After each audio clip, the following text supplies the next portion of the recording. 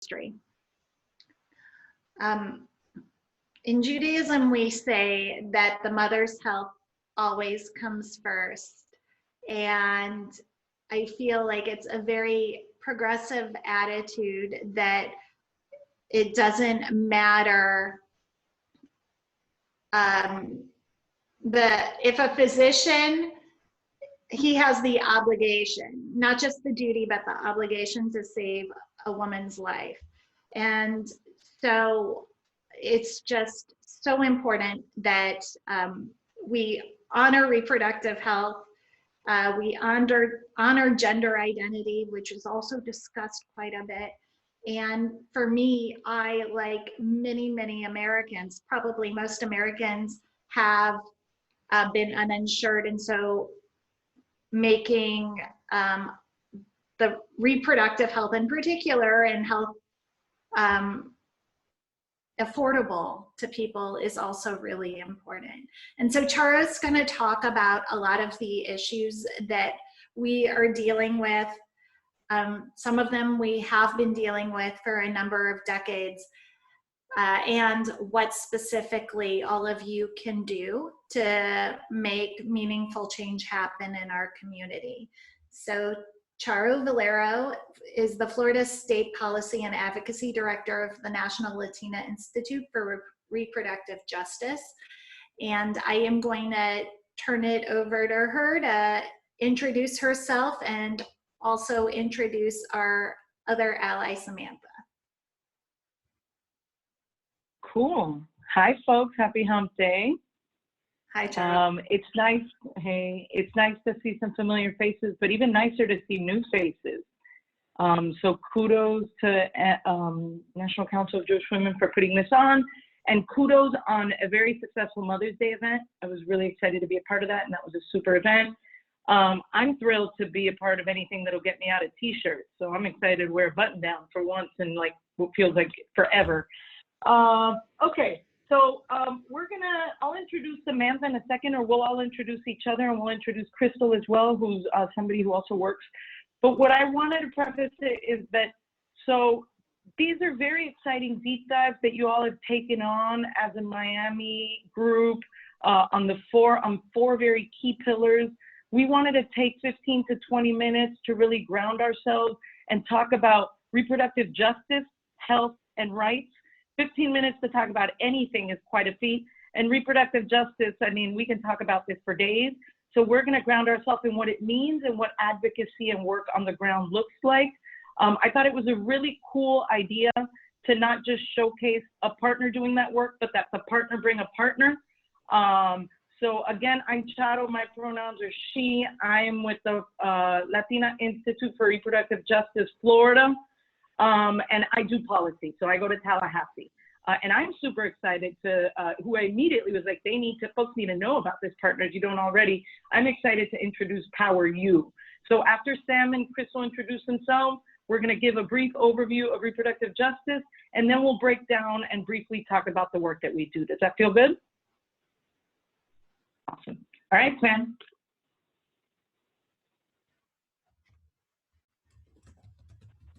Hello, everyone. Good evening. I'm so excited to be here, and I'm excited that I was able to come to this space, so thank you, Charo. My name is Samantha Daley. I'm the Reproductive Justice Organizer at Power You Center for Social Change in Miami. We're based in Liberty City, and we've been around for 20 years. We started in Overtown, but we're based in Liberty City. And I'm here with Crystal. Crystal, can you say hi and introduce yourself?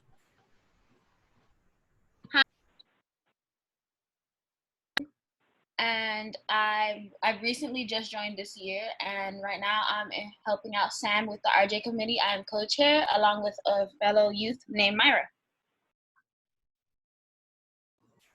Awesome. Thank you, Crystal. So yeah, Crystal is one of our youth leaders, and I felt it was really important for them to be a part of this space because they're actually doing the work.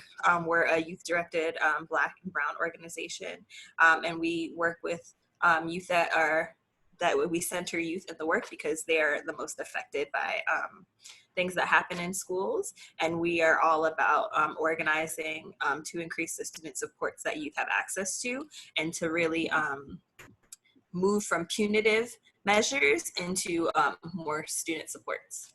So I will stop there for us to get into what introducing what reproductive justice is and what it looks like it means.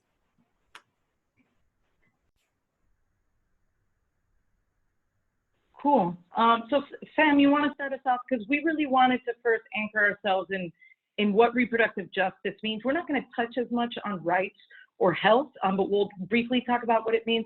But before we start any conversation on reproductive justice, it's important to know, kind of like you started, Liz, right? Talking about where things come from, remembering, right? We have a history of forgetting things. So remembering where the framework comes from, which is rooted in what the framework actually seeks to accomplish, right?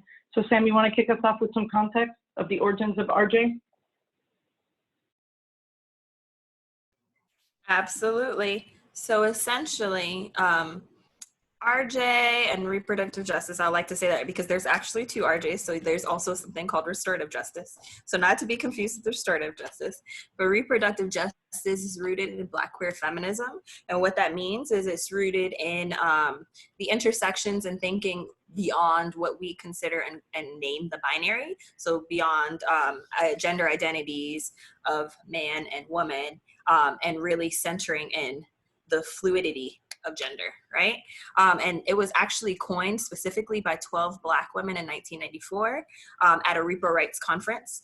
And it came to be because they were often in spaces that weren't necessarily centering their experience, at all. And essentially they were like, doesn't show the totality of what our lives look like, right? So reproductive justice was a framework, right? And it's been coined because it really, by definition, it talks about the ability to have children, not have children, and being able to parent and have your family in safe and sustainable communities, right? And for them, that looked like, they were also thinking of things like, well, if I can't afford rent, and I can't afford a home, right? A safe environment for my child or my family, that's a part of reproductive justice. So economic justice is inherently a part of reproductive justice, right? If I don't get a livable wage, where even if I'm working 60 hours a week, I still can't afford to provide for my family, that is also an issue of reproductive justice, right? And so reproductive justice was meant to go much further than reproductive rights, which is just about like the right to access something, and reproductive health, which is just essentially saying like, it's important for me to have healthcare that centers like, that now allows me to have autonomy over my body. Reproductive justice is talking about the intersections. That's intersectionality is a really important term that you can't say reproductive justice without saying intersectionality. And that was also coined by a Black woman, Kimberly Crenshaw. It's actually a legal term, right? And it was coined in order to be able to have a very thorough and open discussion about the fact that housing stability and affordability matters when it comes to raising a safe and sustainable community and a family, right? When we're talking about things like food deserts or having grocery stores in certain neighborhoods over others, or not having grocery stores in some neighborhoods, that's also a part of reproductive justice because it affects the ability for people to be able to feed their families healthy foods, vegetables, fresh foods, right? And so Kimberly Crenshaw felt it was essential to coin this term in order to give a name to something that a lot of Black women and women of color have already known to be true, that one term does not fully speak about the totality of their lives. And so I wanted to share a quote from Audre Lorde that says, "No, there's no such thing as a single issue struggle because we do not live single issue lives." And I feel like that fully encompasses what it means when we live and center RJ. That's why Power U is a reproductive justice organization, because we understand that all of these factors come into play and are essential when means like my ability to have a fulfilled life where I'm not just surviving, but I'm thriving. And my family is not just surviving, but we're thriving, and we're able to live, and I'm able to provide for my family, whether chosen or birthed, right, in the best ways that I can. Reproductive justice also is birth justice. So also being able to have the birth that you want to have. And I will say that it's super important when we're talking about things like reproductive rights and health and access. And we oftentimes lift up abortion access, which is super important and super essential. But it's as important to talk about fertility, right? Because in the totality of their reproductive life, they may access an abortion, and they may need help with fertility, or they may want to be able to delay a pregnancy with contraceptives, right? And so it's very important to talk about this full totality of reproductive health. And so we like to talk about birth justice, as well as what does it look like for when we factor in incarceration into that. So what are the rights, and what's the access, and what's the equity, right, that a woman or a person that can give birth has if they are in the criminal legal system and they're pregnant, right? And that's a part of reproductive justice as well. And so it really, I will say that reproductive justice really pushes beyond the parameters of reproductive health and rights, and really sheds a light on a lot of things that are invisibilized. And talks about like the intersections and how they really come into play when it comes to economy, economics, safety for families, and just having fear when it comes to being able to raise your family in a safe and sustainable community. And I'll stop there because I could go on and on. This is like my love and my work, but I just want to give some room for Charo.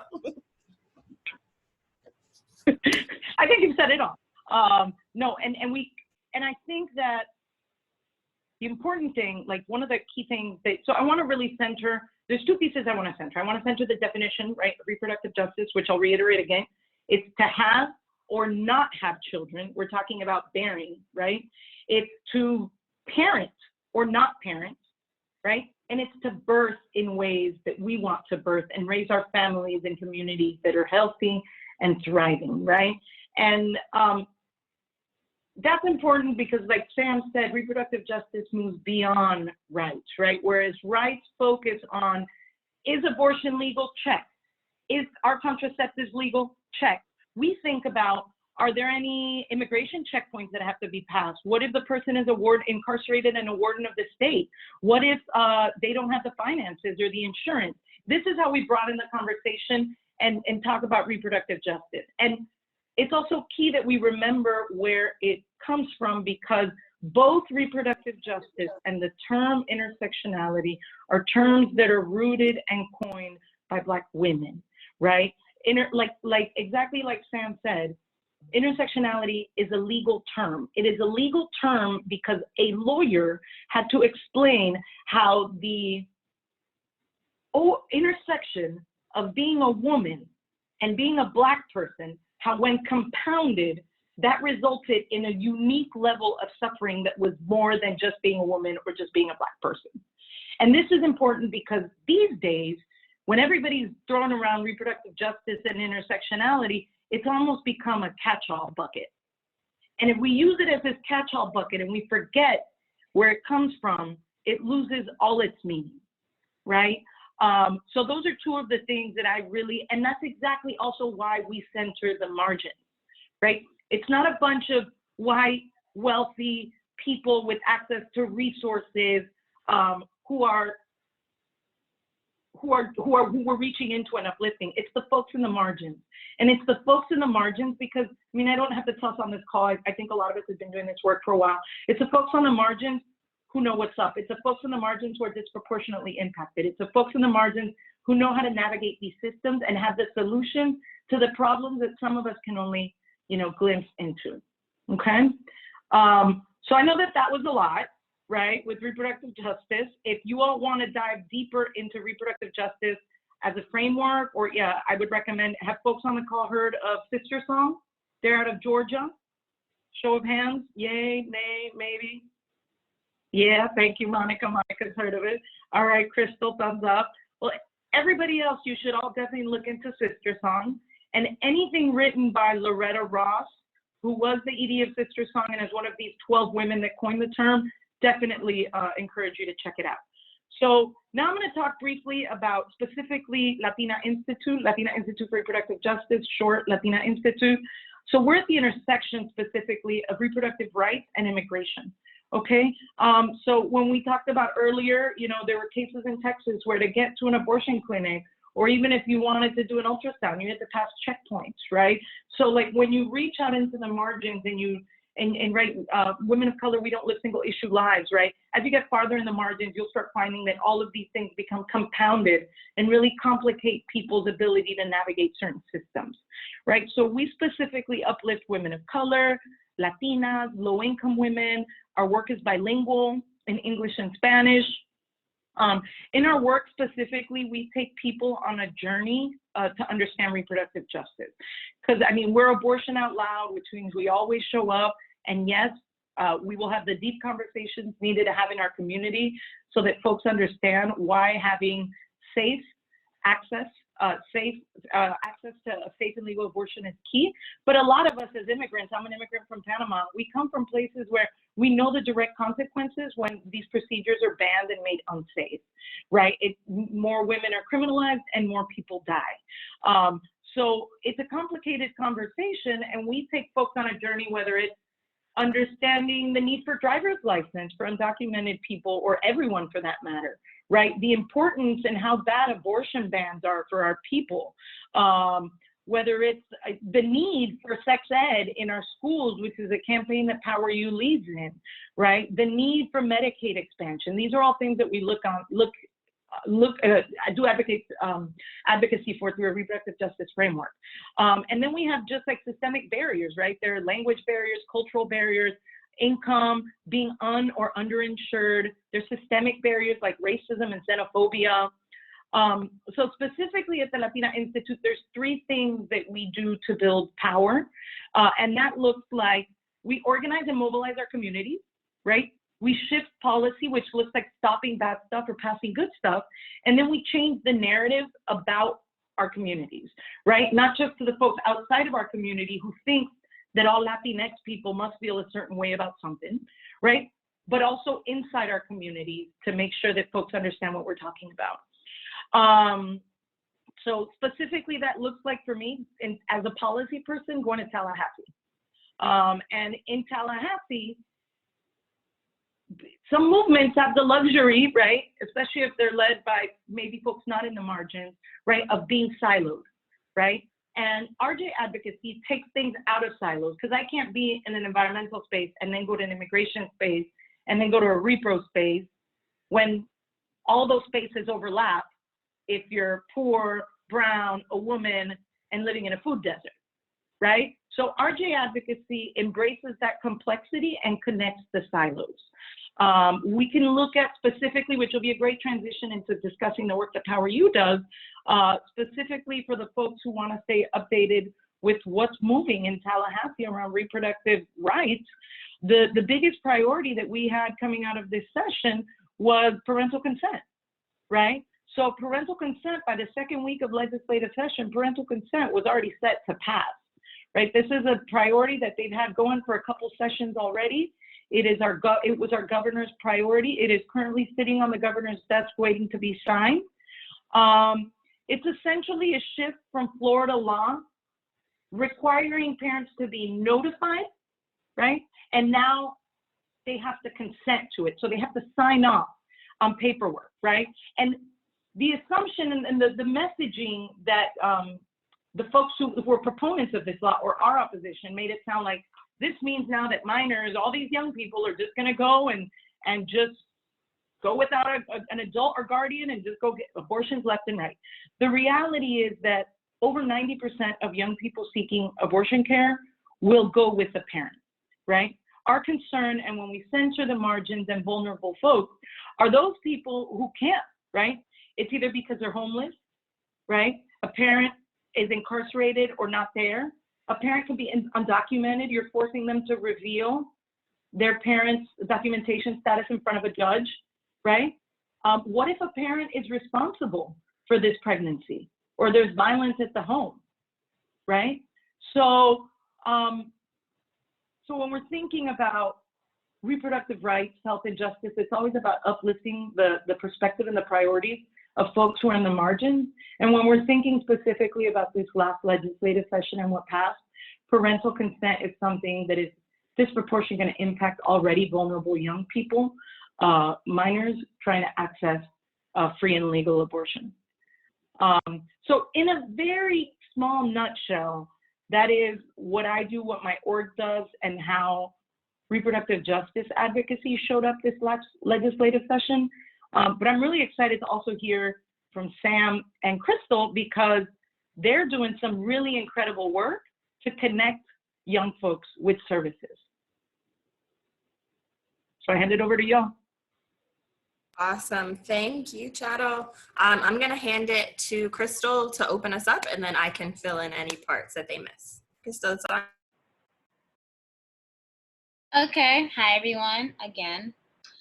Basically, Power You is a reproductive justice youth-directed organization of Black and Brown people that works for basically ending oppression and pushing the notions that our resources should be used for the collective benefit of everyone without any discrimination. To push that work forward, we constantly work with our communities and we build relationships with leaders within Miami. Our work includes uplifting students and helping them fight school-related issues since they are actually active students. Ending issues such as the school prison pipeline and working to get less policing in our school is also some other work we do. We usually center around civic engagement and mental health, and we are a LGBTQ uplifting organization. We also organize to increase support for students, such as the implementation of comprehensive sex ed. Everyone knows how important it is to make sure that they have comprehensive sex education that includes everyone, which ultimately leads to safe sex and less abortions and just overall a better understanding of sex and all the things that come with being active. We also include making sure access to abortion and other sexual health related resources are available to students of all ages. And that's mostly our work. I pass it back to Sam for any other things that I didn't mention. Thank you, Crystal. And so when we're talking about what our work looks like in practice, Crystal definitely highlighted, we did a campaign last year to get comprehensive sex ed, sexual education in all of the public schools in Miami-Dade County, because we don't have that. And it wasn't just like, this is what sex is. It's very much starting in kindergarten, talking about things like, this is what consent looks like. Not everybody should have access to hug you. Not everybody, this is your body and you have all the power when it comes to people interacting with your body, right? And it builds on there. So it talks about healthy relationships, and that is like friendships, family relationships. And then as you get older, or as the young person gets older, then it starts to become more complex. And it talks about body anatomy, but also like, what does it look like to have an LGBTQ uplifting atmosphere? If you identify as queer, how are you able to access sexual education that you feel like relates to you and sees you in your full identity, right? And so we were able to successfully get the curriculum changed to a comprehensive sex education curriculum, and we're still working to get the policy, to get an actual policy on the books, so it ensures that every young person has access to sexual education in Miami-Dade County. Because it's really necessary. And we're having a lot of young people that become adults that are in college and have never heard of consent until they sign their first consent form as adults, right? And so that was something we did. We also worked in a campaign called Counselors and Not Cops. And that was to highlight how that there wasn't any energy or resources being put into mental health supports for young people in the county. Before Parkland, the tragedy that was Parkland, there was no mental health committee in Miami-Dade County. Parkland and the policy that got passed that ensured there was a police officer in every school also gave a little bit of funding for a mental health department. But before that, there was none. The county actually didn't even know how many mental health providers that they had. And so we wanted to uplift the fact that what young people need And what safety looks like for young people, especially Black and brown young people, means student supports, means mental health counselors, means psychologists, means someone that they can talk to when they're late to school, because maybe they were late to school because they had a family issue that happened in the morning and that's what made them late. What they don't need is to be put in school suspension. What they don't need is to be having interactions with the school resource officer, because when young people have interactions with police officers or school resource officers, which are police officers, that leads to increased likelihood that they will end up in the criminal legal system and in the school to prison pipeline. And so we wanted to highlight that. Currently, we're working on a campaign to uplift abortion access for young people. In this last legislative session, Charo talked about forced parental consent passing, and that means it's going to be even harder for a young person to access that needed and essential health care. And so we wanted to, first of all, name unapologetically that abortion is essential healthcare, number one, first and foremost.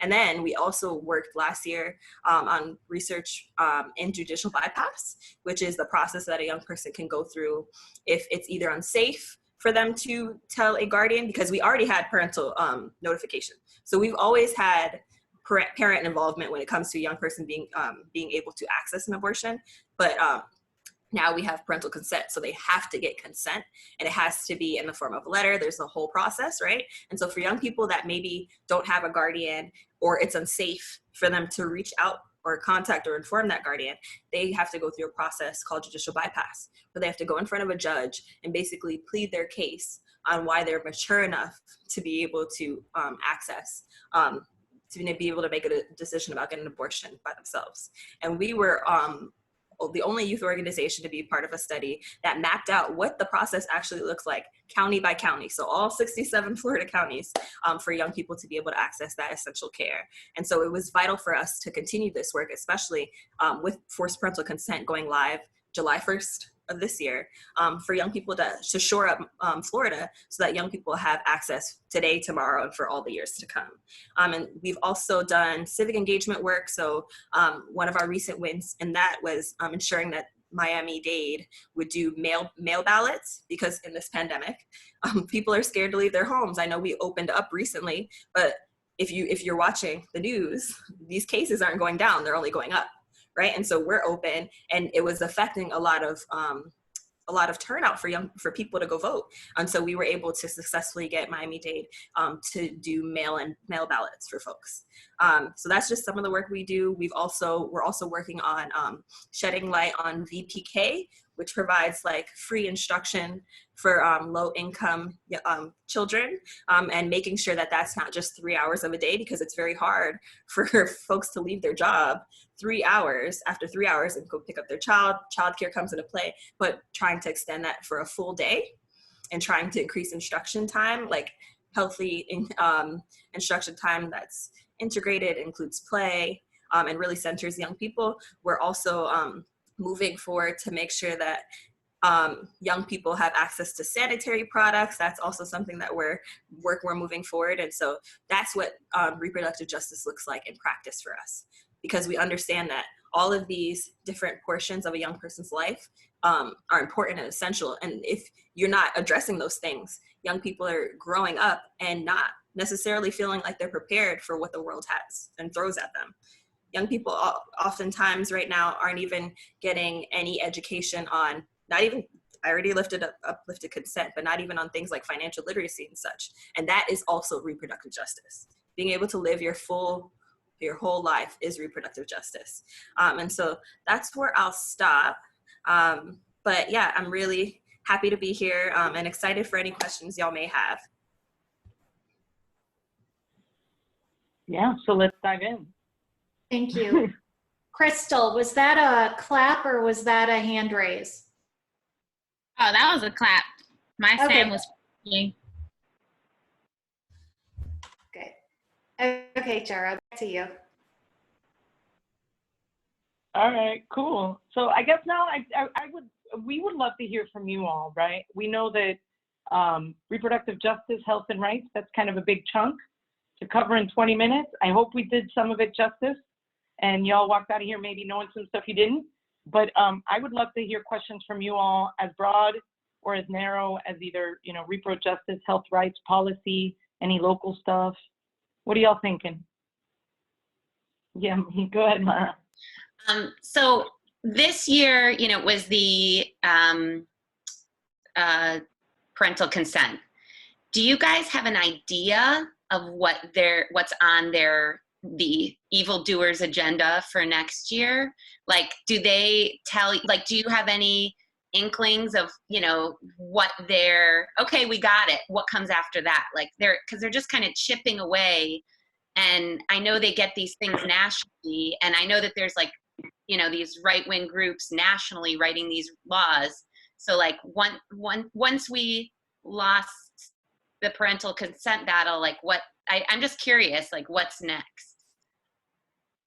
Yeah, I mean, I'll take a stab at it, and then Sam, what do you think? So it's definitely a chipping away. It's definitely, it's kind of incredible how great they are with messaging. A couple years ago, their win was around crisis pregnancy centers, which had to do with education and essentially feeding pregnant people misinformation. Parental consent is a priority. It was for multiple reasons. It gets us into a complicated narrative around it, where they successfully pinned young people, right, in their eyes, minors and just frivolous and out of control, against their parents, who now have no way to support them or no control. So that was a tricky conversation. But at the same time, they still had the abortion bans. Abortion bans at 6 weeks, abortion bans at 20 weeks. There was an abortion ban, a diagnosis ban that would ban abortion after somebody had gotten a diagnosis for Down syndrome. That didn't move. But again, they don't necessarily care about these issues. They just find very sensitive messaging things. So what's next on their agenda? Like, I don't know. There seems to be a movement towards parental consent. How many states is it, Sam? Like 17 that are left to shift from notification to consent. And that was also tied to Florida's Supreme Court. So there was a law like this that passed 30 years ago that, when taken to the Supreme Court, was found unconstitutional. Their motivation for passing this legislation was in the hopes that it would be challenged in the courts and then would open up our state constitution to a new Supreme Court, since we got the new governor and he got to appoint a couple new folks. So all of this is complicated, and it follows a very clear trajectory and agenda.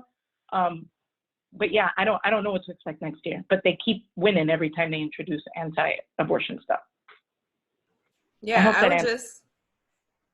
thank you so much, Charo. I would just add, what we see here in Florida is often mimicked all over the country, right? And so them trying to do the 6-week abortion ban is because it passed last year in a lot of other places, right? And it would effectively make abortion, like, illegal, period. Because most people don't find out when, like, as early as 6 weeks. They just don't, right? And so I would say, like, what to expect? We could expect anything. We could expect attacks on doctors in terms of admitting privileges. That's a thing. So essentially saying that doctors that provide abortion services have to have admitting privileges in the hospitals in that county or in that district or in that area, which is oftentimes not a requirement for other physicians that provide other services. We see nationally that the reason why we felt it was so essential to uplift abortion as essential healthcare is because we saw nationally that it was considered an elective procedure. And then as the pandemic swept through the country, abortion procedures were being canceled left and right. And if you're pushing it back 3 months, that is no longer an option for folks. Now they have to maybe travel to a different state. If your state is closed and you're on a stay-at-home order, now you're effectively, the decision has been made for you, even if you're not ready to be a parent, even if that is not something that you would have wanted to do, right? And so I would say we could see that. We could even see attacks on things as simple as abortion centers' door parameters, because they do different attacks on, like, why their doors have to be, where does the office have to be versus the procedure room.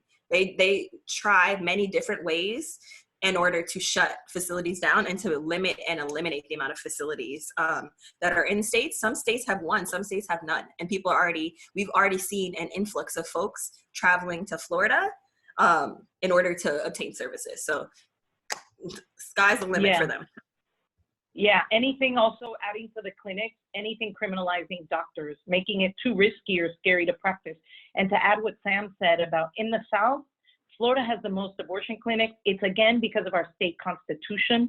So knowing that like that is at risk with this recently passed parental consent legislation.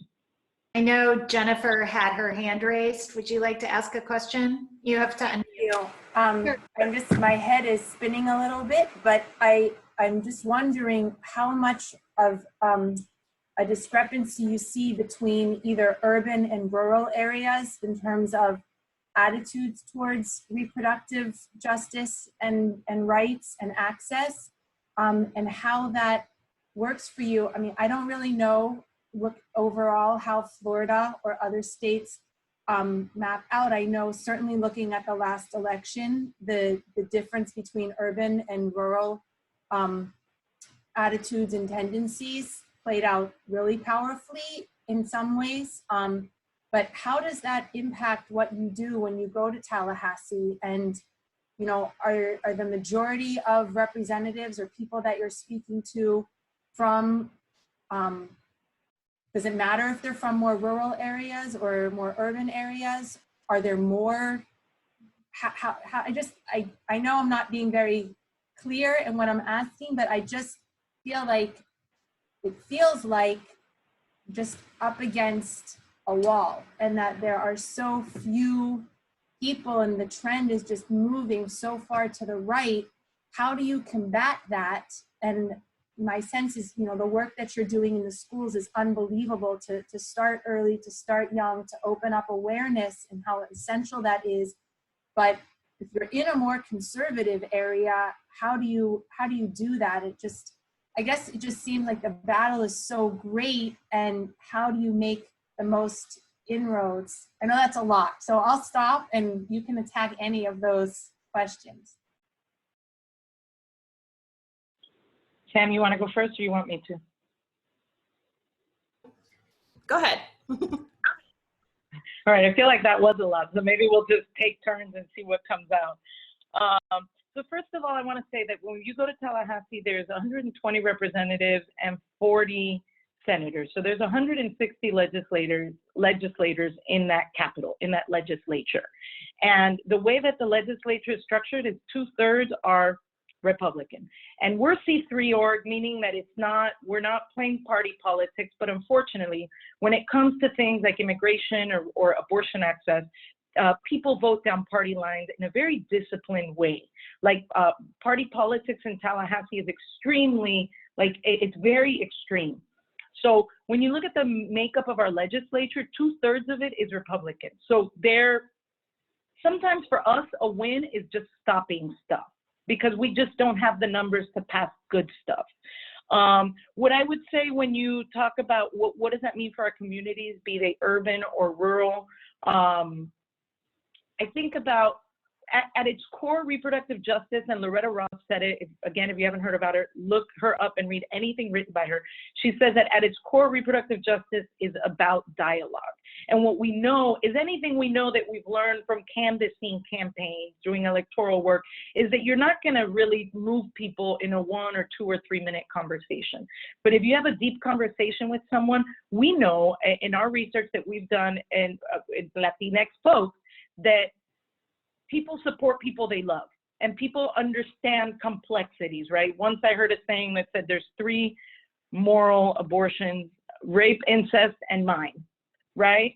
So I think if we get to know people, like their motivation, and understand where they're coming from, I think that, you know, compassion and our ability, I think that really, so all that to say that conversation, what does that mean? Is a commitment to conversation and a commitment to education and understanding where people are coming from.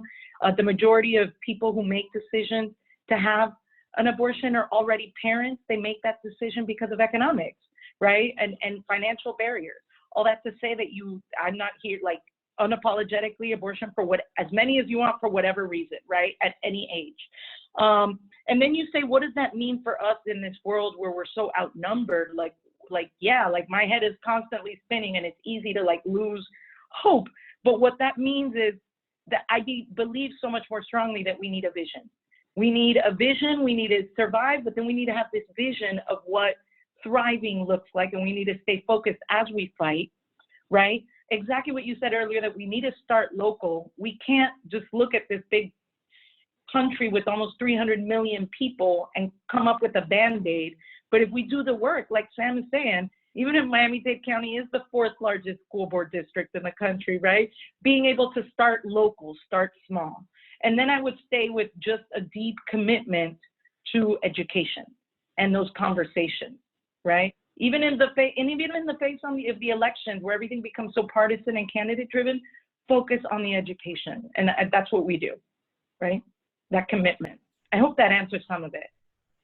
Yeah, and I would just add really quickly that, you know, you can see polls and have seen polls for years and years and years, and overwhelmingly people believe in everyone's right for abortion access. So it becomes less of a urban versus rural, because a lot of folks are on the same page about people having access, right? It's the messaging that changes things. It's people then getting into the specifics of what time limits and control, but people feel and want access.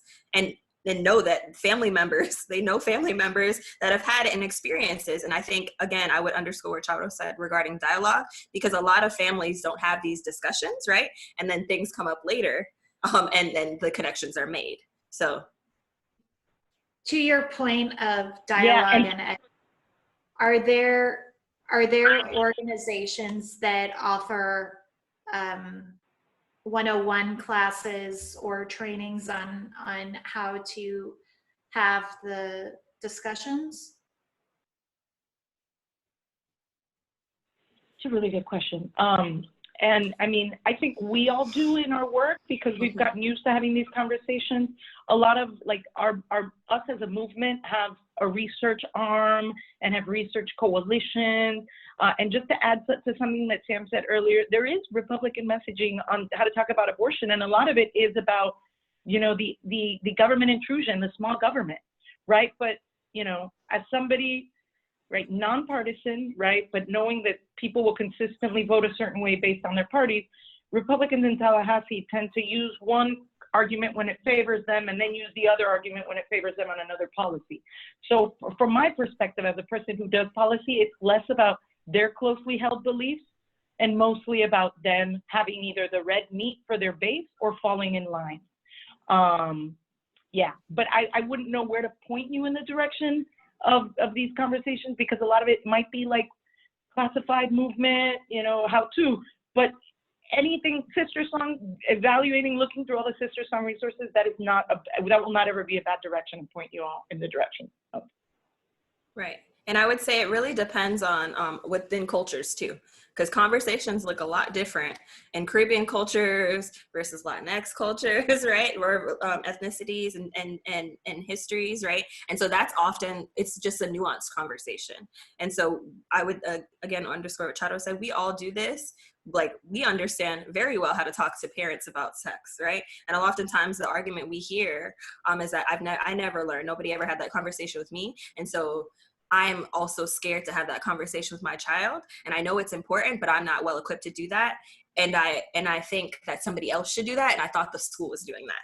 And so when we tell them, actually, the school is not doing that, and young people oftentimes don't even know like how to navigate those situations in friendships and other relationships, much less romantic relationships, then it becomes easier to start to have that dialogue. But I think like this space would be a great place to start for y'all to come together and have oftentimes what some people feel are uncomfortable conversations, but they really help get to the root of the situation and the root of the issue, and then give you tools to be able to take back and have that conversation with your grandma, and have that conversation with your sister, and have that conversation with your daughter or your child or whoever is in your life that needs that. And I want to, can I say one more thing? Something that you just said, Sam, really resonated with me, and I really liked it, because our opposition, like the anti-abortion agenda, is really rooted in like this Christian right? Like faith perspective sometimes, right? And I think that as folks of faith, right? Not myself as a person of faith. If I were a person of faith, I feel like I'd be really upset, right? Because that is the narrative that is uplifted when we're thinking about Christian folks of faith. It's that anti, right? Like xenophobic, anti-abortion, right? So I think there's a very unique opportunity, especially among folks of Jewish faith and Muslim folks, because their traditions create this space where it's a different starting ground than Christian faiths, right? So I think that's a very unique opportunity, and I would challenge you all, especially as like a group of Jewish women, to figure out what that could look like and how a narrative that is not Christian can be uplifted in this discourse that is pro-abortion. Monica, you had a question. Would you like to ask the question, or do you want me to put it out there? I can ask it, thanks. Okay, go ahead. So I guess one question was for folks that aren't involved as others in this, how can we find out what harmful bills are being proposed before they get traction so we know to activate ourselves? Yeah, so Right through session NCJW. there you go. Read Amy's You all actually email. have somebody. You all actually have somebody in Tallahassee that showed up for immigration stuff and repro stuff. But then I do want to make sure, like, session is only 60 days long. So by the time session starts, like, it's super impossible to stay up to speed. So it's the months building up to the legislative session that we try as a statewide repro coalition to stay very connected into what's coming up that's bad and what do we want to build that's good. So yeah, tap into your resources. National Council of Jewish Women newsletter in the house. Thank you. Any other questions before I hand it back to Amy? All right. Amy, would you like to wrap up this amazing discussion? Yes, thank you so much, Charo, Sam, Crystal, really so very much for making the time for us tonight for our deep dive. And I wanted to just give you all an update about what we have moving forward. We have 2 more deep dive sessions. Next week will be immigration and refugees, Ida Eskamani, whose birthday is today, by the way. She and her sister are 30 today. So actually, after this call, I'm gonna jump on their virtual birthday celebration. So Ida's gonna lead us next week, and she'll have a guest as well. It was really, Charo, thank you so very much for leading us tonight, and Liz for facilitating, and Sam and Crystal it's so great to meet you. What we really want is to learn how it is that we're about taking action. So how it is that we can, moving forward, support your work. And in the bios that I sent out earlier today, I included some information about taking action, but if there's anything additional, Charo and Sam and Crystal, that you can send to us, so when I send out a wrap-up, follow-up, I can send it out to everyone. But we'll stay in touch, because as new things come up, we want to, learn moving forward, when leading up to legislative session, how we can, be supporting you, because we're really working on growing and activating our members and our advocates, our activists. So in addition to that, so next Wednesday is the immigration refugees, led by Ida Eskamani, and then our final of this series is voter and civic engagement that Valencia Gunder will lead. And then a couple other programs that we have coming up. We have a leadership development program, so we are taking applications for that. 22 through 45-year-olds. If you know anyone, we have a fabulous participant who was in our first cohort, Mara Leventhal, who joined our board, who's on the call tonight. And our second cohort just finished, and so this will be our third. It's partially funded by the Greater Miami Jewish Federation. And then So the national organization on May 26th is actually doing something called the Jewish Case for Abortion Access. So next Tuesday, May 26th at 4:30 p.m. I'll send that information out too in a follow-up so you can learn about how you can register for that. And I think that's all for now, but thank you again, Charo, Sam, Crystal, thank you all for being here tonight. Again, Liz for leading us, and we hope to see you all next week for our next deep dive. Thank you, everyone. Thank you, everyone. Thank you so much. Thank you for having us. Thank you for joining us. Thank you. Thank you.